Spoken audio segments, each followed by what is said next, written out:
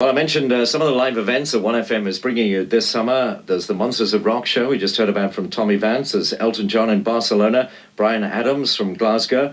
And on Sunday, the 2nd of August, you can hear the entire Genesis concert from Nebworth. Today, we're at Woburn Abbey for Dire Straits, and bounding into the studio, smiling and looking extremely relaxed, is Mark Knopfler.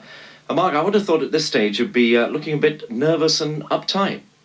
Oh, well, I used to. A long time ago, I used to. I don't anymore. I don't know why. I think when you do it a lot and you've got such a lot of confidence in the crew and that, you know, I mean, the only thing that you could possibly be concerned about would be something technical, and really it just doesn't apply. And it doesn't. Everybody seems to be so together. Things very rarely break down. You know? I mean, it's a beautiful setting anyway, isn't it? It's absolutely beautiful out here. The parkland is something other. Is this? I mean, was this the side that you really wanted to play at, and was it hard to negotiate the use of it? I wasn't involved in it, but I always wanted to play up here because everybody had said that we should do it, and I think it's turning into a smashing day out, isn't it? It's a wonderful day out, yeah. So I suppose really, you say everything's been working great. It's a lot of rehearsal really before a tour that helps it run smooth, isn't it?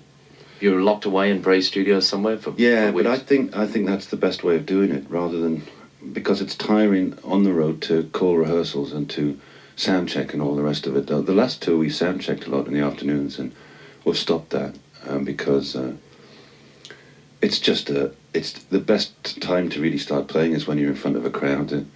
It's too tiring, especially with such a big band, you know, the 9 pieces on stage, so it's better to have it down so that the crew can sound check for you.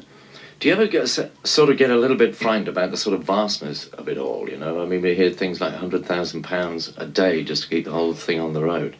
Yeah, it'd be more than that for these big open airs, a lot more. And that's scary, the cost of it is scary, and the kind of money that's in this is nothing remotely like what the papers, the newspapers go on about, because the cost is just phenomenal. We couldn't. I mean, it even got to the stage where, I mean, I was really looking forward to playing in Eastern Europe, for instance, and we couldn't even we filled a football field up with people. You couldn't charge more than £5 or £6 for a ticket or whatever it would be in somewhere like Poland. Well, we just wouldn't be on. We just couldn't afford to do it. And that's one of the problems, that once it gets to this level, you've got 3 stages leapfrogging round. And also, I mean, in a way, it starts to take a momentum of its own, you know. And I mean, I know it's open-ended, this tour. It's not. It's finishing in October. Oh, you know, it's all set now. You're finishing. It's not going to go for as long as we thought originally that it would. And that's partly because of, I mean, things like South America. I mean, we were really looking forward to going, but it's uncertain, and you know, just the cost of shipping stuff over there would be horrendous, and there's nothing guaranteed when you get there. But all so we've nixed that as well. But the worries about the cost and everything else obviously are not in your mind just before you go on stage. What is in your mind? Are you not a lot, usually. Really not a lot. And that's the way it usually is. I'm sorry to say. Because I think you get to the stage where you do it, you get so used to it that it doesn't get to you where it immobilizes you. You know, the only thing that can throw that would be if something drastic happened just before. I mean, I remember going on just before on the Mandela thing, and just as I was walking on stage, I heard that Robert Collins, our sound man, who was out on the desk, coming through the monitors, his voice. And he's Welsh, and he was saying, "I can't hear a beep thing, I can't hear a thing." And I thought, oh God, something's gone down. But he was talking about the noise that the crowd were making. But I didn't know that. So that's a bit of a worry when things go down just before. I mean, I was talking for us here at 1FM, I was talking to Mike Robinson, our sound balancer, who's in the truck by the side of the stage. There's something like 90 inputs coming from you guys on stage. And when you look at the vastness of it all, not only the sound, but the lights and everything else, it's amazing more doesn't go wrong when you think about it. It is. Well, you'd just put that down to the crew, really. We used to be able to get all the gear in John's car when we started, and his bass amp would go in the boot, and the mic stands would go on the floor. The guitars would be on the back seat, little amplifiers and stuff. The guitars were in the front seat, and he would drive it, and then we'd get the train or something. And when we were playing around London. Is it still as much fun as those early days?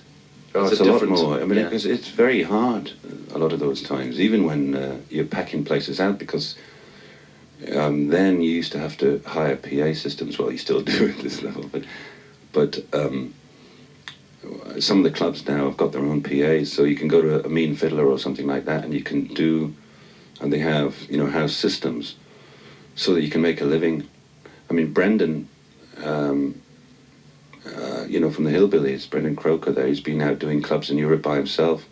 He's probably making a lot more than I am at the moment, because he can, because the clubs are better run generally than they used to be. But I remember when we played the Marquee in London, we did about 4 weeks. I think we did about, they used to call that a residency when you played 4 times there.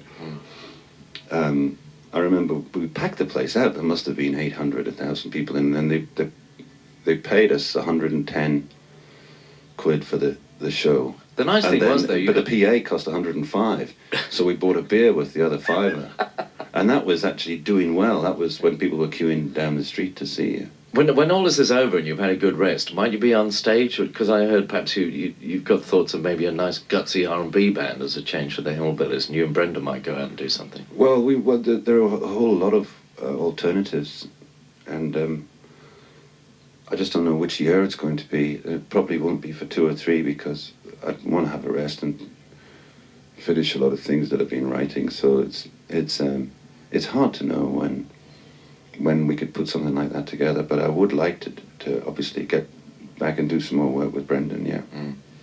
Well, later on, when the darkness comes and the lights start coming up, it should be a beautiful atmosphere here. Well, the darkness won't come till we're halfway through, I should think. But that doesn't worry us. Yeah. All right. Well, enjoy your set. I'm sure we will. Oh, we do. Thanks a lot, Mike. Thanks a lot. Cheers.